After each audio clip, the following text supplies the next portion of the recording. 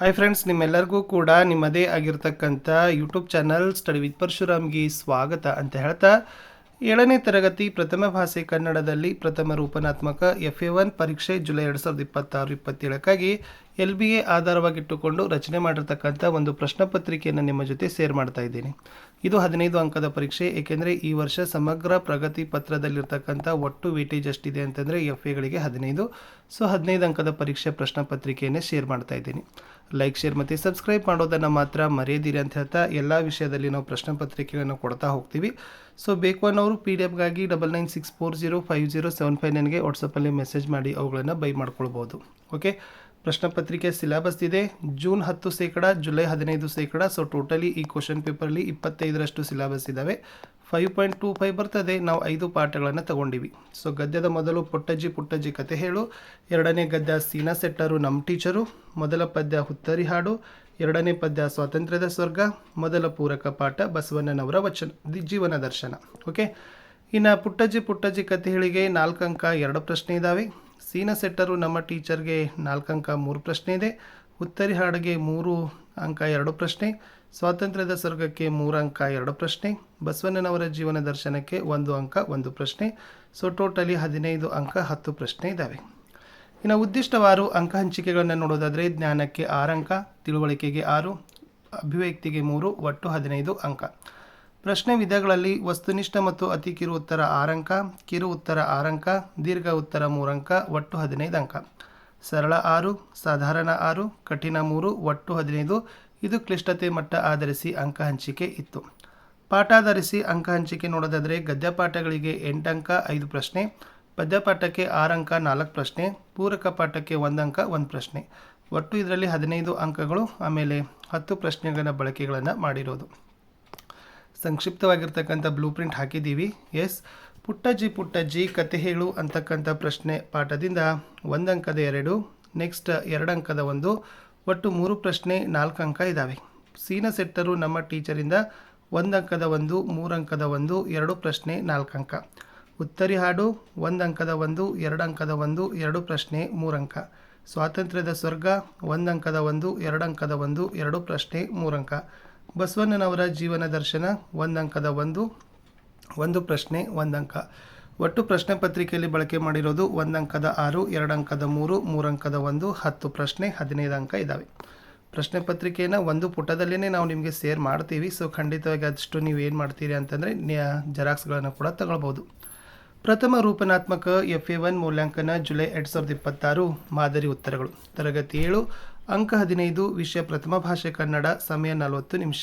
ಮೊದಲ ಆಯ್ಕೆ, ಸರಿಯಾದ ಆಯ್ಕೆ ಆರಿಸಿ ಕ್ರಮಾಕ್ಷರದೊಂದಿಗೆ ಬರೀಬೇಕು. 2 ಪ್ರಶ್ನೆ, ಪ್ರತಿ ಸರಿಯಾದ ಉತ್ತರಕ್ಕೆ 1 ಅಂಕ. 2 ಪ್ರಶ್ನೆ 2 ಅಂಕ. 3 ಎಕರೆ ಜಮೀನಿನಲ್ಲಿ ಸೀನಿನ ಸೆಟ್ಟರು ಬೆಳೆಯುತ್ತಿದ್ದ ಬೆಳೆ: ಎ ರಾಗಿ, ಬಿ ಸಾಸಿವೆ, ಸಿ ಕಡಲೆ, ಡಿ ಭತ್ತ. ಆಪ್ಷನ್ ಬಿ ಸಾಸಿವೆ ಅನ್ನೋದು ಸರಿ ಇದೆ.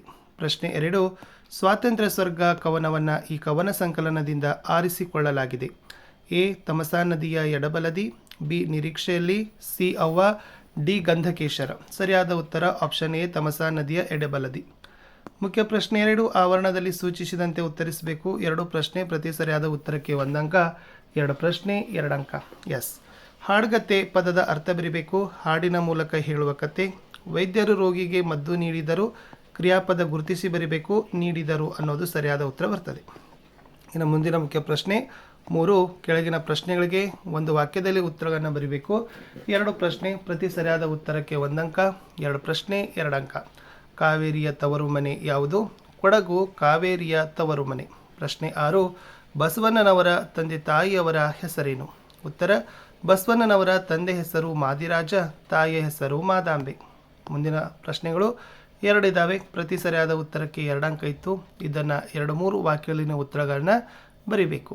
ಪ್ರಶ್ನೆ 7, ಯುವಕ ಕಾಡಿನಲ್ಲಿ ಹೇಗೆ ಮನೆ ನಿರ್ಮಿಸಿದ ಅಂತ ಕೇಳಿದ್ದಾರೆ. ಇಲ್ಲಿ ಉತ್ತರ, ಬೆಳೆದ ಕಾಡನ್ನು ಕತ್ತರಿಸಿ ಮನೆ ಕಟ್ಟಿದ. ಮನೆಯ ಮುಂದೆ ತೋಟ ಮಾಡಿ ತನಗೆ ಏನು ಬೇಕೋ ಅದನ್ನು ಬೆಳೆದುಕೊಂಡು ಅಲ್ಲಿಯೇ ಉಳಿದ ಅಂತಕ್ಕಂಥದ್ದನ್ನು ಬರೆದರೆ ಸಾಕು. ಮುಂದಿನ ಪ್ರಶ್ನೆ 8, ಡಾಕ್ಟರ್ ಎಂ ಅಕ್ಬರ್ ಅಲಿಯವರ ಯಾವುದಾದರೂ 2 ಕೃತಿಗಳನ್ನು ಬರೀರಿ ಅಂತ ಕೇಳಿದ್ದಾರೆ. ಇಲ್ಲಿ ಡಾಕ್ಟರ್ ಎಂ ಅಕ್ಬರ್ ಅಲಿ ಅವರು ಬಹಳಷ್ಟು ಕೃತಿಗಳನ್ನು ಬರೆದಿದ್ದಾರೆ. ಅದರಲ್ಲಿ ಮೇನ್ ಫೇಮಸ್ ಯಾವುದಪ್ಪ ಅಂದರೆ ಅವ್ವ, ನವಚೇತನ, ಸುಮನ ಸೌರಭ, ಗಂಧಕೇಶರ, ತಮಸಾ ನದಿಯ ಎಡಬಲದಿ ಅಂತ ಬರೆದ್ರೆ ಆನ್ಸರ್ ಕಂಪ್ಲೀಟ್ ಆಗ್ತದೆ. ಇನ್ನು ಪದಭಾಗವನ್ನು ಪೂರ್ಣ ಮಾಡಲಿಕ್ಕೆ ಕೊಟ್ಟಿತ್ತು, 2 ಅಂಕದ ಪ್ರಶ್ನೆ ಇತ್ತು. ಸೊ ಇದು ಫಸ್ಟ್ ಇತ್ತು. ಎಲ್ಲಿ ಭೂರಮೆದಿಂದ ಕಳೆವಳೋವರೆಗೆ ಇದೆ.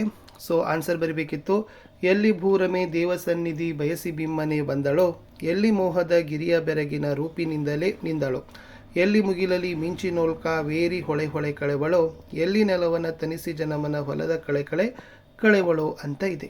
ಲಾಸ್ಟ್ ಒಂದು 3 ಅಂಕದ ಪ್ರಶ್ನೆ ಕೊಟ್ಟಿತ್ತು. ಅದನ್ನು 5ರಿಂದ 6 ವಾಕ್ಯದಲ್ಲಿ ನಿಮಗೆ ಉತ್ತರಗಳನ್ನು ಬರಲಿಕ್ಕೆ ಕೊಟ್ಟಿತ್ತು.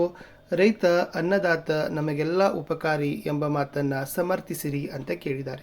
ಉತ್ತರ, ರೈತ ಅನ್ನದಾತ ನಮಗೆಲ್ಲ ಉಪಕಾರಿ. ರೈತ ಕಷ್ಟಪಟ್ಟು ಬೇಸಾಯ ಮಾಡಿ ಬೆಳೆ ಬೆಳೆಯದಿದ್ದರೆ ನಮಗೆ ಆಹಾರವಿಲ್ಲದೆ ಜೀವನ ನಿರ್ವಹಣೆ ಬಹಳ ಕಷ್ಟ ಆಗುತ್ತದೆ. ವ್ಯವಸಾಯ ಮಳೆಯೊಡನಾಡುವ ಜೂಜಾಟವಾಗಿದ್ದರೂ ರೈತ ಅದನ್ನೆಲ್ಲ ಸಹಿಸಿಕೊಂಡು ನಮಗೆಲ್ಲ ಅನ್ನ ನೀಡುವ ಅನ್ನದಾತನಾಗಿದ್ದಾನೆ. ಅಂಥ ಅನ್ನದಾತನನ್ನು ನಾವೆಲ್ಲರೂ ಗೌರವಿಸಬೇಕು ಅಂತ ಬರೆದ್ರೆ ಸೊ ಉತ್ತರ ಏನಾಗ್ತದೆ ಅಂದರೆ ಕಂಪ್ಲೀಟ್ ಆಗ್ತದೆ. ಇಷ್ಟೇ ಇತ್ತು ಈ ವಿಡಿಯೋದಲ್ಲಿ ಅಂತ ಹೇಳ್ತಾ ವಿಡಿಯೋನ ಲೈಕ್, ಶೇರ್ ಮತ್ತು ಸಬ್ಸ್ಕ್ರೈಬ್ ಮಾಡೋದನ್ನು ಮಾತ್ರ ಮರೆಯದಿರಿ. PDF ಬೇಕಾಗಿದ್ದರೆ 9964050759 ವಾಟ್ಸಪ್ಪಲ್ಲಿ ಮೆಸೇಜ್ ಮಾಡಿ ಅವುಗಳನ್ನು ಬೈ ಮಾಡ್ಬೋದು.